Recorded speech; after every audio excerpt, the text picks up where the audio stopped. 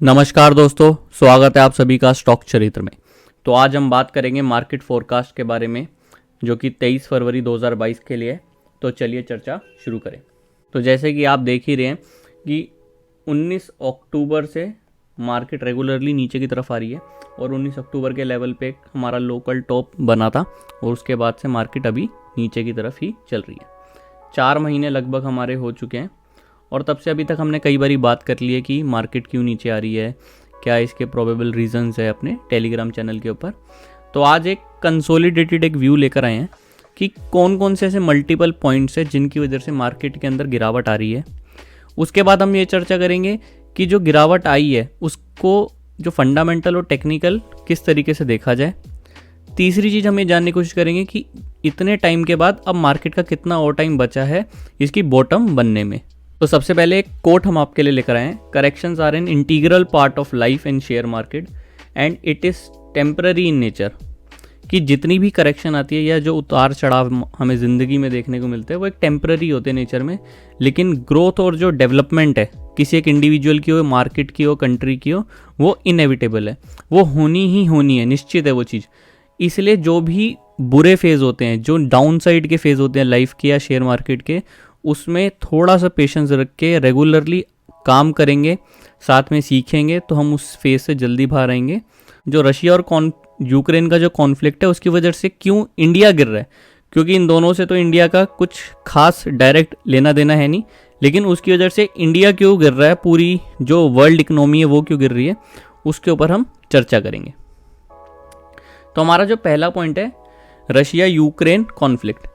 अब रशिया अगर लड़ाई करेगा यूक्रेन के साथ या यूक्रेन रशिया के साथ तो उसका इम्पैक्ट क्या होगा कि जितने भी वेस्टर्न कंट्रीज़ हैं, यूएन सिक्योरिटी काउंसिल के परमानेंट मेंबर हैं other than Russia and China, जो हमारा यूएसए, यूके और यूरोपियन यूनियन की जो पूरा एक संघ है, साथ में फ्रांस, यूके भी यूरोपियन यूनियन का एक मेंबर है। तो ये सब लोग क्या करते हैं कि जो भी कंट्री ऐसे काम कर रही हो या खुद कर रहे हो तो एक दूसरे के ऊपर सैंक्शंस लगाते हैं। तो रशिया के यूक्रेन के साथ जितने भी विवाद अभी चल रहे हैं उसके बीच ये वेस्टर्न कंट्रीज़ ने रशिया के ऊपर सैंक्शंस लगाने की बात करी है। अब सैंक्शंस में क्या होगा कि इनकी जो बिजनेस की जो डेवलपमेंट है वो डाउन होगी, साथ में जो इनके बैंक्स की जितनी भी क्रेडिट रेटिंग है वो डाउन होगी, फिर साथ में जो कंट्री की क्रेडिट रेटिंग है वो डाउन होगी, इनके साथ जो बिजनेस एक्टिविटीज़ है वो डाउन होगा, साथ में इनके ऊपर ये भी सैंक्शंस लग सकते हैं कि इनका जो गैस एंड ऑयल का जो एक्सपोर्ट है वो कम होने लगेगा, क्योंकि जो भी कंट्री इनसे परचेस करेगी, इंपोर्ट करेगी, उनके ऊपर भी सैंक्शंस लग सकते हैं। तो इसका अभी रिसेंट में हमने 2 बार ये एग्जाम्पल देखा है कि एक बारी ईरान के ऊपर सैंक्शंस लगे हैं अभी रिसेंट्स में। उसकी वजह से क्या हुआ कि इंडिया जो था हमारा, उसको वहाँ से इंपोर्ट करने के लिए मनाही हो गई। क्या? पेट्रोल, जो कि क्रूड ऑयल बेसिकली, इसको इंपोर्ट करने पे इंडिया पे सैंक्शंस लगने लगे। साथ में इसकी वजह से प्रॉब्लम क्या हुई कि हमारी जो डिमांड है उसको केटर करने के लिए हमें दूसरी कंट्रीज से अपना ऑयल लेना पड़ा, जो कि हमें थोड़ा सा महंगा पड़ा। चाहे उसकी हम लॉजिस्टिकल कॉस्ट की वजह से बात करें कि वो इसलिए महंगा पड़ा, या अदर रीज़न कि हम उस डिमांड को अचीव नहीं कर पाए, जो हमारी डिमांड थी उसको वो लोग जो सप्लाई थी वहाँ से अचीव नहीं कर पाए। इस वजह से थोड़ा हमें जो कॉस्ट जो वेरिएशन मिला। साथ में ईरान उस समय हमें ऑफ़र दे रहा था कि अगर हम उससे ले तो वो हमें चीप ऑयल दे सकता है, क्योंकि उसके जो तेल के भंडार थे वो भरे हुए थे। अब जो ये रशिया और यूक्रेन का कॉन्फ्लिक्ट है, इससे क्या होगा कि जो इंडिया S-400 रशिया के साथ खरीद रहा है, तो इंडिया के ऊपर भी कुछ प्रेशर आएगा यूएस की तरफ से कि हम आपके ऊपर सैंक्शन लगाएंगे कि आप उनसे डिफेंस प्रोडक्ट कम करें। ऐसी और कंट्रीज़ के ऊपर भी इस तरीके के सैंक्शंस यूएस लगा सकता है कि अगर आपने वहाँ से कुछ भी डिफेंस के इक्विपमेंट लिए या ऑयल लिया तो हम आपके ऊपर सैंक्शंस लगाएंगे और आपकी जो कंट्री की इकोनॉमी है उसको डाउनवर्ड साइड पे लेके जाएंगे, या आपसे ट्रेड जो है वो बंद कर देंगे। ऐसे बहुत तरीके के एक्शन लिए जाएंगे। इसीलिए जो हम देख रहे हैं कि पूरा जो वर्ल्ड इकोनॉमी है वो एक डाउनवर्ड साइड पे आई। इसके इम्पैक्ट अगर रशिया और यूक्रेन के हम देखें तो एक तो इम्पैक्ट हमारे ऊपर जो S-400 हमने रशिया से ख़रीदा है उसके ऊपर आएगा। जब ऑयल और गैस रशिया से नहीं खरीदा जाएगा, ये जो दोनों चीज़ें हैं, तो क्या होगा कि ऑल ओवर द वर्ल्ड जो गैस और ऑयल बना रहे हैं उनके ऊपर प्रेशर आएगा प्रोडक्शन का, और वो प्रोडक्शन प्रेशर जो है वो जब अचीव नहीं कर पाएंगे तो डिमांड जो है वो बढ़ेगी। डिमांड बढ़ने से क्या होगा, सप्लाई कम होगी, और डिमांड सप्लाई के गेम की वजह से जो प्राइजेज है ऑयल के वो बढ़ते रहेंगे। तो जैसे कि आज हमने देखा भी, जो क्रूड ऑयल है $99 प्रति बैरल पहुंच गया। तो ऐसे एक पूरी साइकिल है जो इम्पैक्ट्स पड़ते हैं सैंक्शंस लगने की वजह से। अब ऑयल इंपोर्टर होने की वजह से क्या है कि जब ये प्राइजेस बढ़ेंगे तो हमारे यहाँ पे जितना भी ट्रांसपोर्टेशन है वो महंगा हो जाएगा। ट्रांसपोर्टेशन महंगा होने से क्या है कि जो सप्लाई चेन है उसके ऊपर इफ़ेक्ट आएगा। सप्लाई चेन के ऊपर इफ़ेक्ट आने से क्या है कि जो हमारे जितना भी ट्रैवल होता है, चाहे फ्रूट का हो, चाहे फूड का हो, चाहे एग्रीकल्चर प्रोडक्ट्स का हो, वो सब महंगा होता रहेगा, क्योंकि लॉजिस्टिकल जो कॉस्ट है वो हमारी बढ़ जाएगी, जो लॉजिस्टिकल कॉस्ट है। तो इन सब से क्या होगा कि हमारा इन्फ्लेशन बढ़ेगा। अब जब हमारा इन्फ्लेशन बढ़ेगा तो इसके इम्पैक्ट क्या होंगे कि पहली चीज, इन्फ्लेशन बढ़ने से जो परचेज पैरिटी है वो हमारी डाउनवर्ड साइड पर जाएगी। परचेज पैरिटी के डाउनवर्ड साइड पे जाने से क्या होगा कि जो मार्केट के अंदर डिमांड है, जिसको हम कंज्यूमर डिमांड कहते हैं, वो भी रिड्यूस होती रहेगी। कंज्यूमर साइड पे डिमांड रिड्यूस होने से क्या है कि लोग जो खर्चा कम कर रहे हैं, ऑब्वियसली परचेज पैरिटी कम हो गई तो इन्फ्लेशन और भी ज़्यादा बढ़ती रहेगी। अब इस चीज़ को कंट्रोल में करने के लिए गवर्नमेंट क्या करती है, जो इंटरेस्ट रेट्स है वो बढ़ाएगी। इंटरेस्ट रेट बढ़ाने से अगेन क्या होगा कि जो मार्केट के अंदर हमारा फ्री कैश था उसको रिड्यूस किया जाएगा। फ्री कैश के रिड्यूस होने से क्या इम्पैक्ट पड़ेगा कि जो हमारा इन्फ्लेशन है वो कंट्रोल में होगी, क्योंकि जब ज़्यादा फ्री कैश मार्केट के अंदर नहीं होगा, लिक्विडिटी नहीं होगी, तो जो डेवलपमेंट के जो काम है वो रुकते जाएंगे, और जो डेवलपमेंट के काम रुकेंगे उससे क्या होगा, जो कमोडिटी प्राइजेज है उसके अंदर भी कूल डाउन हमें देखने को मिलेगा। और कमोडिटी प्राइजेस के कूल डाउन होने से क्या है कि जो प्रोडक्ट्स बन रहे हैं उनकी जो कॉस्टिंग है वो भी रिड्यूस होगी। तो एक ओवरऑल इम्पैक्ट मार्केट के ऊपर आता है इन्फ्लेशन का। अब आज की डेट में आपने सुना होगा कि जो US से है वहाँ पे जो इन्फ्लेशन है वो 40 इयर्स के हाईएस्ट पॉइंट पर है। अब 40 इयर्स के हाईएस्ट पॉइंट पे होने का क्या मतलब है कि जो पिछले 40 साल के अंदर उनके यहाँ पे इन्फ्लेशन का जो चार्ट था वो इस समय इस पॉइंट पे है। तो ये 40 साल थे, और अब यहाँ पे कहीं इन्फ्लेशन है उनकी जो कि 7% के आसपास है। अब USA को प्रॉब्लम क्या आ रही है कि US की इन्फ्लेशन रेट तो 7% है, लेकिन वहाँ पे जो इंटरेस्ट रेट्स हैं वो बहुत ही ज़्यादा कम है। सेकंड पॉइंट क्या है कि कोविड की वजह से बहुत ज़्यादा USA ने क्या किया था, कैश जनरेट किया, डॉलर प्रिंट करे और उसको इकोनॉमी के अंदर अपने उन्होंने डाले। इसकी वजह से क्या हुआ कि वहाँ पे लिक्विडिटी बहुत ज़्यादा जनरेट हो गई थी, क्योंकि उन्होंने जितना पैसा अपनी मार्केट के अंदर डाला, अपने कंट्री में लोगों को दिया, उसकी वैल्यू लगभग $3 ट्रिलियन के आसपास थी, जो कि पूरी इंडिया की इकोनॉमी के बराबर है। तो इतना पैसा मार्केट में डालने की वजह से, इकोनॉमी में डालने की वजह से क्या हुआ कि लिक्विडिटी बढ़ी, और जो ये $3 ट्रिलियन है इसने मार्केट को एक लेवल दिया, मार्केट के अंदर ग्रोथ आई, क्योंकि क्रेडिट जो है बैंक जो दे सकती है वो हमारा बढ़ गया। क्रेडिट बैंक के देने की वजह से क्या है कि जो इंटरेस्ट रेट थे जिस पे उन्होंने क्रेडिट दिया वो रिड्यूस थे, तो लोगों ने अपने बिजनेस डेवलपमेंट के लिए बहुत सारा लोन लिया और बिजनेस को डेवलप करने में लगा दिया। साथ में जो कोविड से इम्पैक्ट आए थे उसको निल करने के लिए भी उन्होंने लोन लिया, और अपने जितनी भी कैश फ्लो थे उसको मेंटेन करते हुए अपने जितने उनके ऊपर डेट थे या जो उनके कैश फ्लो में प्रॉब्लम थी उन सबको रिड्यूस करते हुए अपना बिजनेस वेल सेटल कर लिया।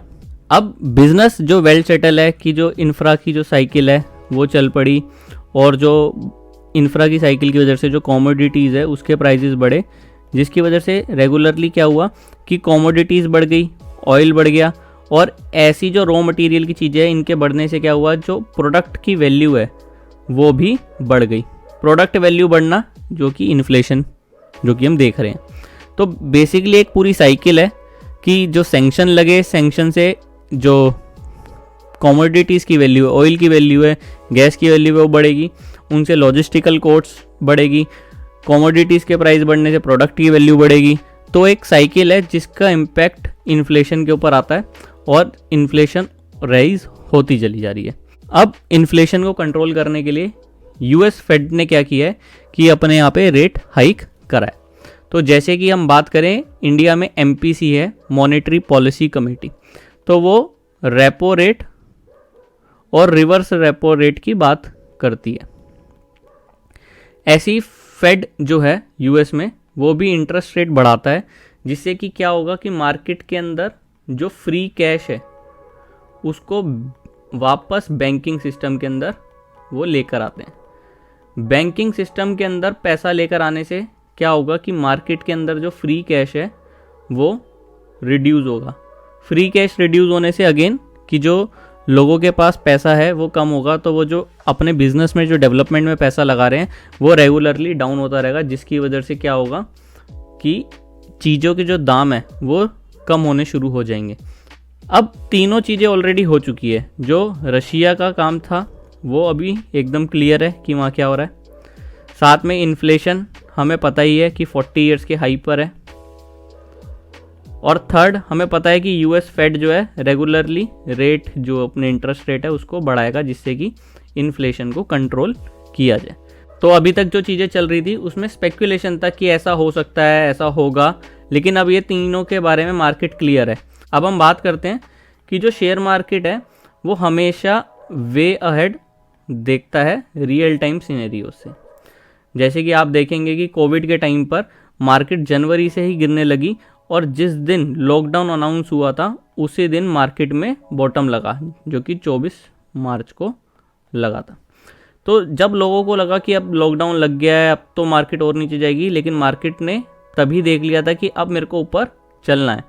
तो सेम यही कि अभी जो ये सब चीज़ें चल रही थी ये मार्केट को अक्टूबर में ही पता लग गया था, और उसकी वजह से वहाँ पे एक लोकल टॉप बनाकर हम नीचे की तरफ आए।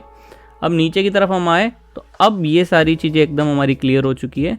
तो अब जो काम होना चाहिए था इस समय वो काम ऑलरेडी पहले मार्केट कर चुकी है, क्योंकि मार्केट आगे का देखती है।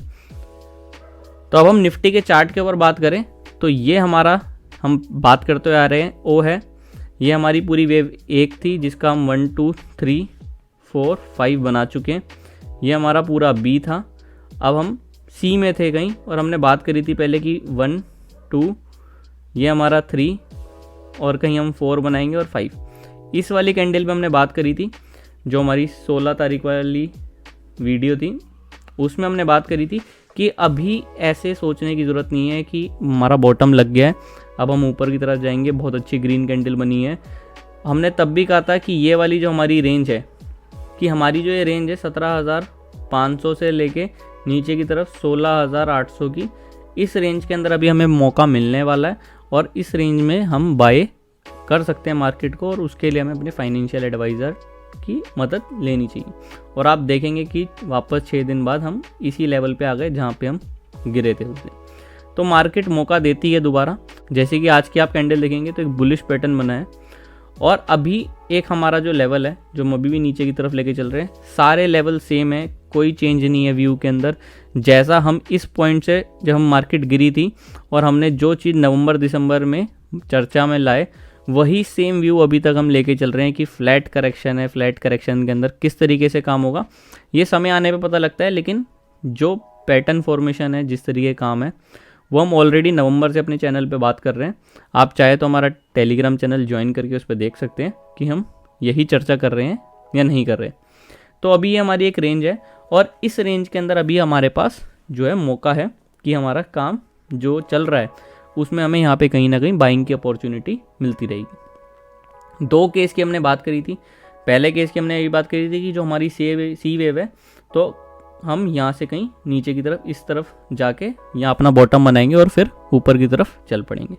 सेकंड हमने कहा था कि हम ऐसे ही नीचे आएंगे और फिर उसके बाद यहाँ पे एक जिगजैग पैटर्न करके जो ये रेंज है उसको बहुत छोटा कर लेंगे और उसके बाद एक ब्रेकआउट देखने को मिलेगा। तो आप हमारी 16 तारीख वाली वीडियो जो है उसमें देख सकते हैं कि दोनों केसेस हमने जो बताए थे लगभग वैसे ही काम चल रहा है मार्केट के अंदर, कोई चेंज नहीं है, उसी केस के जैसा चल रहा है। और हमने ये भी बताया था कि जो बॉटम है उसकी कन्फर्मेशन कब आएगी, जो हमारी नेक्स्ट वेव चालू होगी 1, उसके बाद जब हम 2 में नीचे आएंगे तो हम इस वाले लेवल को काटेंगे नहीं। तो जब हम इस वाले लेवल को काटेंगे नहीं तो हमें पता लग जाएगा कि ये हमारी 1 और 2 हो गई और हम तीसरे की शुरुआत में हैं। तो ऐसा ही हमें आगे आने वाले दिनों में देखने को मिलेगा।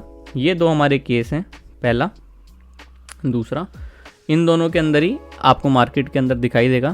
फंडामेंटली हमने बात कर ली है कि रशिया का क्या जो रीज़न है वॉर का, उससे क्या इम्पैक्ट पड़ेगा, यूएस फेड इंटरेस्ट रेट से क्या इम्पैक्ट पड़ेगा, इन्फ्लेशन का क्या इम्पैक्ट पड़ेगा, इन सारी चीज़ों के बारे में हमने चर्चा कर ली है, चार्ट पे हमने चर्चा कर ली है। तो अभी मार्केट वैसे ही परफॉर्म कर रही है जैसा स्टॉक चरित्र में ऑलरेडी बात करते हुए हमारे, तो कुछ नया नहीं है। एक बार हम यहाँ से बाहर निकलेंगे तो बहुत अच्छी तेज़ी हमें मार्केट में देखने को मिल सकती है। आपको हमारी वीडियो पसंद आई हो तो वीडियो को लाइक करें, चैनल को सब्सक्राइब करें। आप हमारा टेलीग्राम चैनल भी ज्वाइन कर सकते हैं। यूट्यूब पे आप हमें कमेंट करके भी अपने क्वेश्चंस पूछ सकते हैं और हमारे ईमेल एड्रेस पे भी क्वेश्चन आप अपने पूछ सकते हैं। Thank you, have a nice day.